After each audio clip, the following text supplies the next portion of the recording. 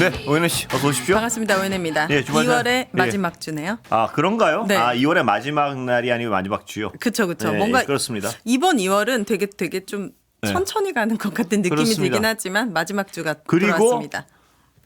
제가 그토록 말씀드렸던 봄이 오는 확 기운을 이번 주에 느낄 수 있답니다. 그러게요. 확 네. 더워진다고. 원래 봄은 확 오잖아요. 근데 좀 두렵기도 해요. 왜요? 너무 뜨거울까 봐.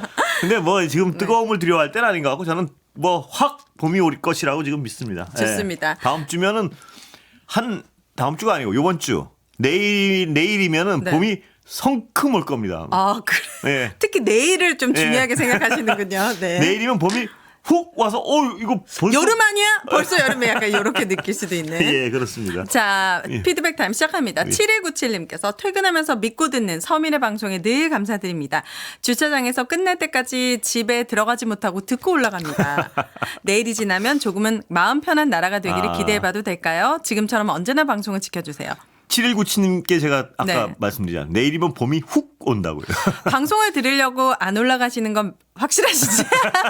저도 가끔은 주차장에서 조금 이렇게 집에 들어가기 전에 좀 충전할 때 네. 뉴스하이킹만큼 충전이 더 좋은 게 없거든요. 네.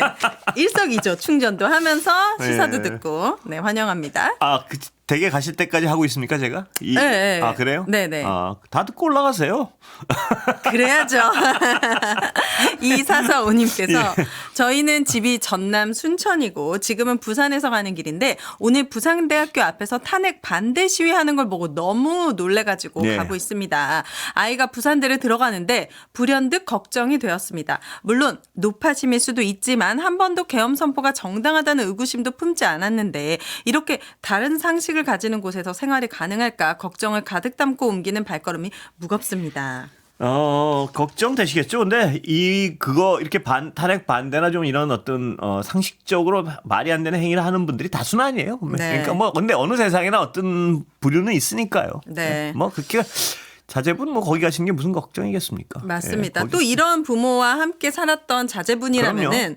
사실은 그런데 물들지 않을 거라고 그렇습니다. 확신합니다. 예. 3667님께서 그런데 권디님 그날 국회에 있던 시민이나 보좌관들 국회의원들은 왜 증인으로 부르지 않는 건가요? 전부 다 군인 경찰들만 부르는 겁니까? 담장 넘는 군인들을 온몸으로 막고 장갑차를 막던 국민들의 증언도 중요하다고 생각합니다. 예, 그렇습니다. 예. 권디님은 근데 저를 말씀하신 거예요? 네, 권순표 DJ님. 아니 이럴 거예요. 뭘요? 여러분 센스는 타고나는 겁니다. 후천적으로 공부를 잘한다고 생기는 게 아니라는 거. 네. 좀 생소했습니다. FM 방송에서는 보통 권디님. TV만 하셔가지고 촌스러우셔서 라디오를 잘 모르시는군요. 부끄러워졌습니다. 네, 괜찮습니다. 권디로 가주시죠. 예, 좋습니다. 네. 예. 자, 오늘 박성재 법무부 장관에 대한 헌법재판소 탄핵심판 변론 준비 예. 기일이 열렸는데요. 탄핵심판 전 박성재 장관이 기자들 앞에 서서 이런 얘기를 했는데 직접 들어보시죠. 들어보시죠. 저뿐만 아니고 여러 사람들에 대한 탄핵 소추 절차가 이유가 없음이 많이 밝혀지고 있습니다.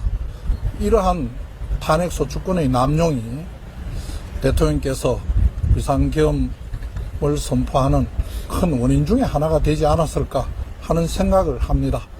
저는 오늘 가서 저의 탄핵 소추가 부당함을 열심히 설명하고자 합니다.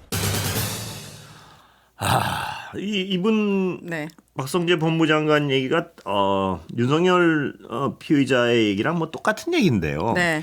근데 이분들 이 여당의 다수가 이 주장을 하고 있죠. 근데 정말 제가 하도 여러 번 말씀을 드려서 이 얘기를 또 해야 될까 싶은데 야당의 탄핵 소추는 합법적인 일이에요, 굉장히. 그렇죠. 아주 정확히 하고 그 탄핵 소추를 해서 헌법재판소에 헌법 위반 사항이 있는지를 물어보는 건 아주 합법적인 조치예요. 그거랑 그 합법적인 조치를 했다고 해서 계엄을 하는 건 완벽한 불법적이고 위헌적인 조치예요. 네. 그러니까 이 탄핵 소추를 했다고 계엄을 하면 그건 그냥 탄핵이 돼야 되는 거예요. 그게 이 점하고 또 네. 하나 좀 착각하는 게 이분들이 그래 탄핵 소추를 계속 했단 말이에요. 사람들이 그 야당에서. 네. 도대체 왠가에 대해서 한 번도 스스로 얘기 안 하는 것 같아요. 왜냐하면 여당에서 그때 모든 일이 엉망진창이 돼가고 아무도 책임을 안 지고 있었어요. 그럼 국민들이 절대 다수를 뽑아놓은 상황에서 야당은 그럼 가만히 모두 거부권 행사하고 네. 가만히 야당은 손 잡고 점잖게 앉아 있어야 되나요?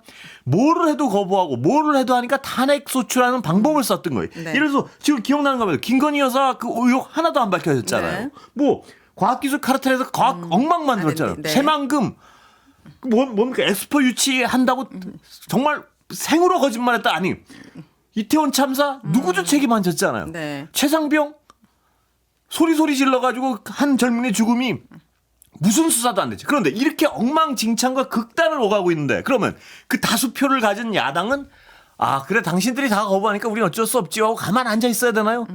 어쩔 수 없이 제가 보기엔 소추를 하고 뭐라도 해야 되니까 한 게 있어요. 근데 자신들이 한 그 많은 행위들 네. 거기에 대해 반성하는 건 한 번도 못 봤어요. 근데 이런 어떤 막무가내로 이런 짓들을 해놓고 거기에 대해 어떤 책임도 안 져놓고 탄핵 소추 많이 해서 계엄을 한 어떤 일부가 있다고 전 정말 그런 얘기 들을 때마다 네.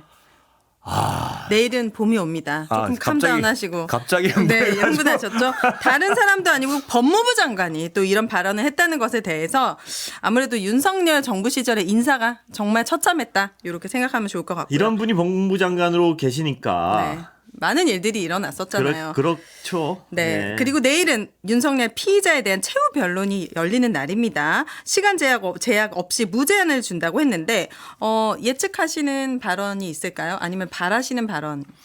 예측하는 발언과 바라는 발언은 없는데요. 네. 바라는 바는 있습니다. 아, 네. 빨리 끝냈으면 좋겠어요. 아, 너무 길지 않게. 길게 하면 텔레비 끌 것 같아요. 저 봐야 되는데 네. 그 직업 괴롭죠. 때문에 예. 네. 하나 바람은 네. 빨리 끊으셨으면 좋겠어요. 아, 최대한 네. 심플하게. 이제 심플하게. 네. 뭐 하실 말씀이 이렇게 많겠습니까? 근데 심플하진 않을 거라고 저는 확신합니다. 그래서 나중에 걱정이에요.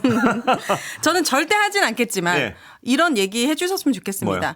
계엄 선포를 비롯해서 2년 반 동안 국정 운영, 네. 국격을 떨어뜨린 것에 대해서 깊은 마음으로 사죄한다.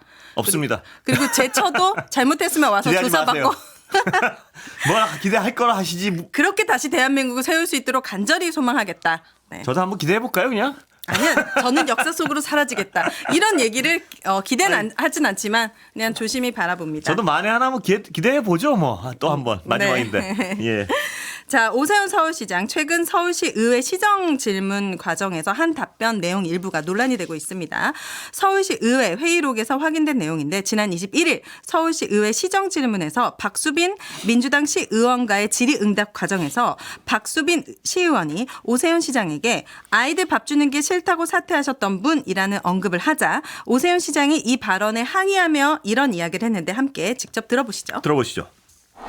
제가 분명히 저소득층 아이들 밥 주는 거는 동의를 했었고요.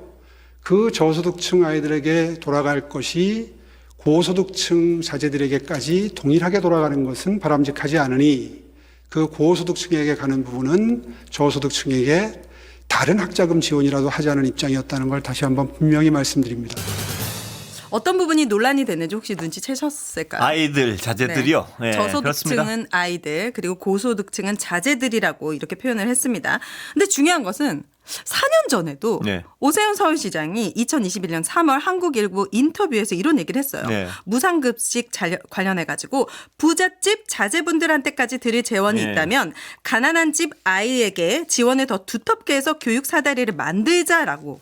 왜냐하면 이번 논란에 대해서는 너무 비판이 거세다라고 했지만 이분이 약간 무의식적으로 이런 생각을 계속 저도 지속적으로 의심해요. 하고 있는 근데 것 물론 아닌가라는 서울시 해명은 어떨 때는 의심합니다. 저소득층도 자제라는 표현을 썼다 이렇게 얘기하는데 네. 그 문헌들을 잘 봐야겠지만요. 네.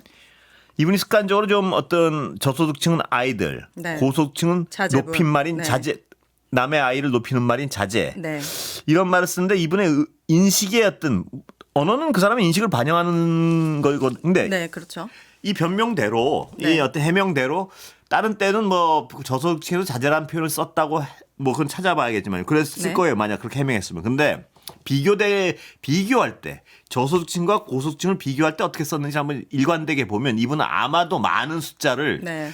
저소득층은 아이들, 고소득층은 자제들 이런 네. 말을 썼을 가능성이 많은 것 같아요. 네, 근데 맞습니다. 그렇다면 이분의 인식은 분명히 그런 어떤 그런 인식이 있을 것 같아요. 네. 그 저소득층은 좀 약간 쉽게 대드는 아이고. 네, 이분의 예. 어떤 무의식적인 차별적 예, 인식이 있을 거, 무의식적으로 있을 드러난 거 수밖에 아니냐라는 없어요. 예, 비판이 의심이 가요. 예. 안 할 수가 없고 서울 시민으로서 이분의 행정도 사실은 과거에 노동, 민생, 시민 참여, 예산 삭감 예. 계속 이뤄지고 있지만 뭐 특히 한강에 호텔을 만들고 한강에 택시를 만들고 캠핑장을 만들고 예. 이렇게 되게 보여지는 화려한 행정에도 굉장히 진심이다라고 예. 저는 서울 시민으로서 느끼거든요. 제가 이 오세훈 시장을 한번 예전에 뵌 적이 있는데 네. 그때 일화가 하나 있는데 시간이 다 된 것 같습니다. 네, 그러면 이어서 말씀해 주시기 바랍니다.